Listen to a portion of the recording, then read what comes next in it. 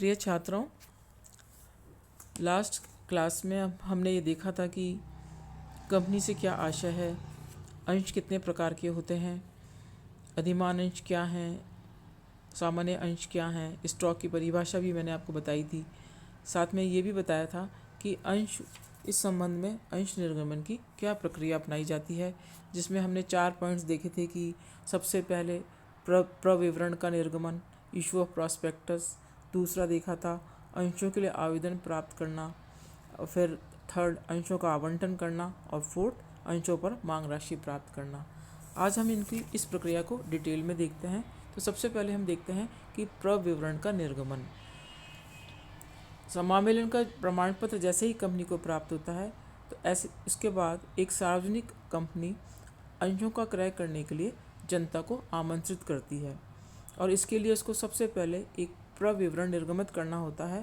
प्रविवरण में कंपनी अधिनियम के प्रावधान एवं भारतीय प्रतिभूति एवं विनिमय बोर्ड द्वारा दिशा निर्देशों के अनुरूप अनेक विवरण देने होते हैं, जैसे कि कंपनी का इतिहास, कंपनी का मुख्य उद्देश्य क्या है, कंपनी का वर्तमान व्यवसाय क्या है, उसके प्रबंध में कौन कौन से व्यक्ति हैं, और एक अगर कोई विद्यमान कंपनी है तो उसकी फाइनेंशियल पोजीशन कैसी है, उसकी वर्तमान में क्या उस परियोजना की वर्तमान स्थिति क्या है, क्या संभावनाएं हैं, आगे इसकी प्रॉफिट होने की कितनी संभावना है, ये सब चीज़ें, कितनी रिस्क है उस बिज़नेस में, और उस जो अंश इशू किए जा रहे हैं उसकी क्या शर्तें हैं, ये सब उसमें दी होती हैं। प्रविवरण के साथ आवेदन पत्र भी संलग्न होता है, जिसे कि एक अंशधारी को भरकर जमा कराना होता है। अब हम देखते हैं अंशों के लिए आवेदन पत्र प्राप्त करना, इसकी क्या प्रक्रिया अपनाई जाती है। कंपनी का जो बैंक है वो इच्छुक विनियोजकों के जो आवेदन पत्र है उनको एकत्रित करता है, और जो प्राप्त की गई राशि है वो प्राप्त की गई राशि के लिए आवेदकों को आवश्यक रसीद देता है।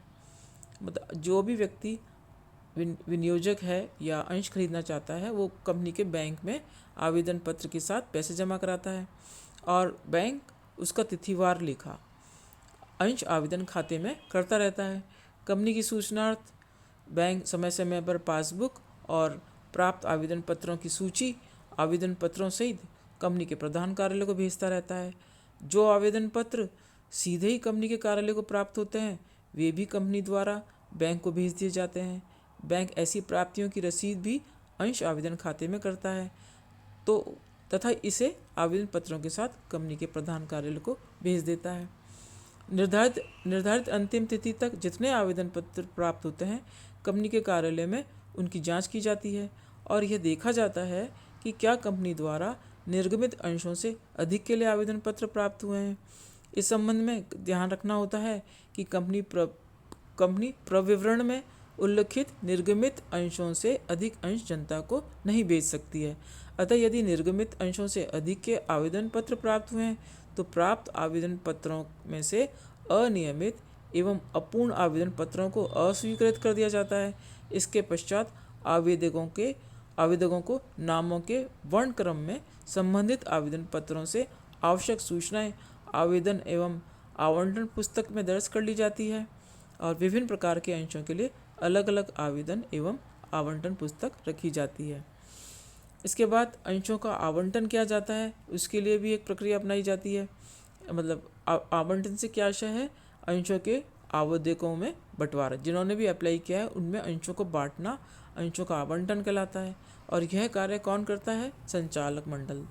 कंपनी अधिनियम 2013 की धारा 39(1) में बताया गया है कि कंपनी के द्वारा अपनी प्रतिभूतियों का आवंटन तब तक नहीं किया जा सकता जब तक कि प्रविवरण में बताई गई न्यूनतम राशि प्राप्त नहीं हो जाए। वह आवेदन पर बताई गई राशि कंपनी के द्वारा चेक या अन्य किसी माध्यम से प्राप्त नहीं कर ली गई है। इसके बाद देखिए ये आवेदन पत्र आवंटन प्रक्रिया लिखी है। इसके बाद क्या होता है, एक न्यूनतम अभिधान की प्राप्ति आवश्यक है। ये न्यूनतम अभिधान क्या होता है, कंपनी उस समय तक अंशों का आवंटन नहीं कर सकती जब तक कि उसे न्यूनतम अभिदान की राशि प्राप्त न हो जाए।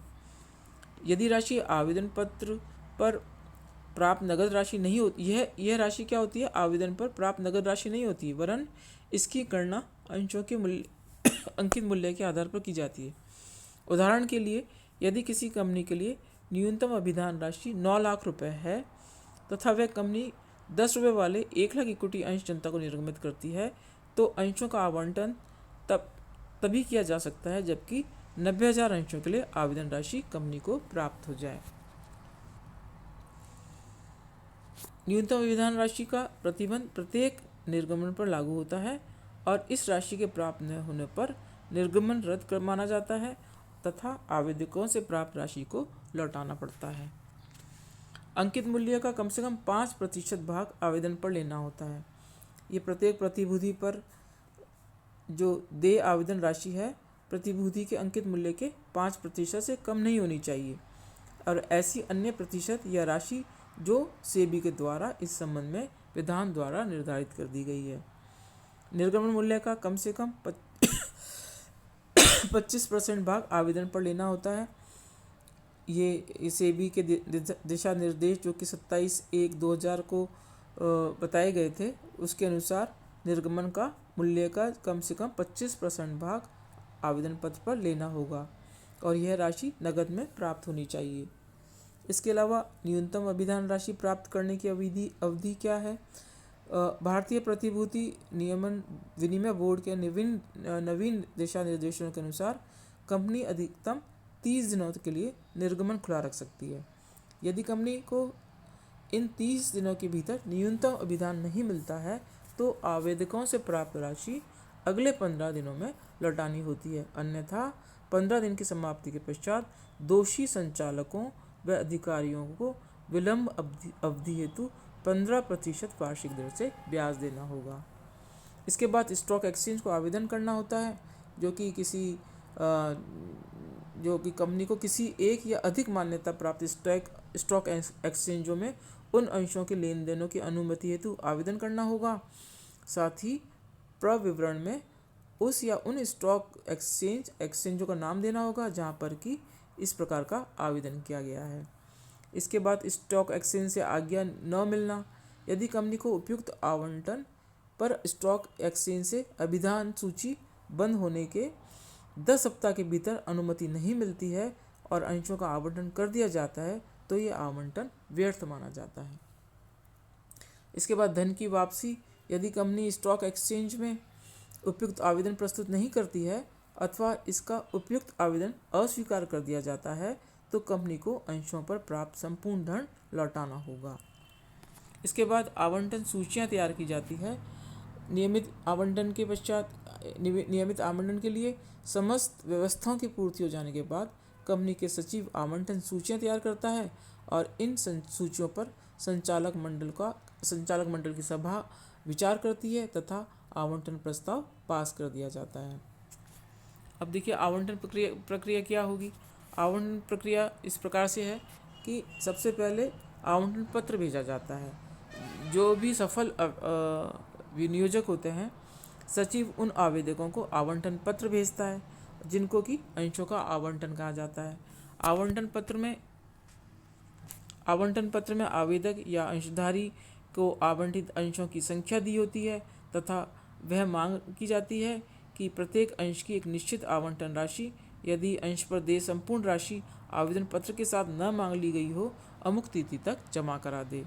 आवंटन भेजते ही आवेदक तथा कंपनी के बीच अंशों के क्रय संबंधी संविदा पूर्ण हुआ माना जाता है। इसके पश्चात रजिस्ट्रार को आवंटन रिटर्न भेजना होता है। आवंटन कार्य पूर्ण होने के पश्चात कंपनी को रजिस्ट्रार के पास आवंटन रिटर्न भेजना होता है जिसमें आवंटन संबंधी आवश्यक सूचनाएं दी रहती हैं। और इसके पश्चात अंश प्रमाण पत्र कंपनी की सामान्य मोहर के तहत निर्गमित एक ऐसा प्रमाण पत्र है जिसमें यह निर्दिष्ट होता है कि प्रमाण पत्र का धारक कितने अंशों का स्वामी है। कंपनी अधिनियम 2013 की धारा 46(1) के अनुसार कंपनी की सार्वभौम मुद्रा के अधीन जारी किया गया प्रमाण पत्र इस बात का प्रमाण है कि उसमें लिखित अंशों का वह स्वामी है और ये प्रमाण पत्र अंशधारी के स्वामित्व का प्रथम प्रमाण है या प्रथम दृष्टया साक्ष्य है। इस अंशों का निजी रूप में निर्गमन, इसमें अंशों के निजी रूप से निर्गमन का तात्पर्य अंशों का चुने गए व्यक्तियों के समूह जैसे भारतीय वित्तीय संस्थाएं हैं, विदेशी वित्तीय संस्थाएं हैं, पारस्परिक कोष हैं, बीमा कंपनियां इत्यादियों को अंशों का निजी रूप से आवंटन करना होता है। इसके लिए कंपनी को एक विशेष प्रस्ताव पारित करना होगा और इसे स्टॉक एक्सचेंज एवं कंपनी रजिस्ट्रार के पास फाइल भी करना होगा। इसके बाद एक और टर्म है प्रारंभिक सार्वजनिक निर्गमन। इससे क्या आशय है, जब कोई असूचित कंपनी या कोई नई कंपनी भारत में किसी मान्यता प्राप्त स्टॉक एक्सचेंज में अपने अंशों को सूचीकरण कराने से तुरंत पूर्व जनसाधारण को अपने अंश प्रस्तावित करती है तो ऐसे अंश निर्गमन प्रस्ताव को प्रारंभिक सार्वजनिक निर्गमन कहा जाता है। इसके बाद है बुक बिल्डिंग।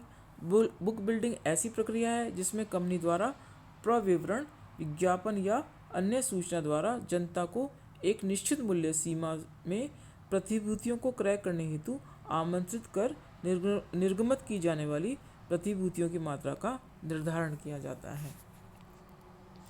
अब हम देखते हैं कि छोटे व्यक्तिगत विनियोगकर्ता के लिए सुरक्षित रखना। छोटे विनियोगकर्ता, ये छोटे व्यक्तिगत विनियोजक से तात्पर्य एक ऐसे विनियोजक से है जो कि 2 लाख रुपए तक की प्रतिभूतियों के लिए आवेदन या बोली लगाता है। सेबी दिशा निर्देशों के अनुसार एक कंपनी को अपनी प्रतिभूतियों के सार्वजनिक निर्गमन के प्रस्ताव का 50% भाग छोटे व्यक्तिगत विनियोजकों के लिए सुरक्षित रखना होता है। अब ये नेक्स्ट है, ये काफ़ी बड़ा हो गया है लेक्चर। ये नेक्स्ट क्लास में आपको मैं समझाऊंगी कि ये अंशों पर मांग की राशियां प्राप्त करना किस प्रकार से प्राप्त की जाती हैं। ये जो नेक्स्ट पॉइंट्स हैं वो मैं आपको अगली क्लास में बताऊंगी। Thank you students.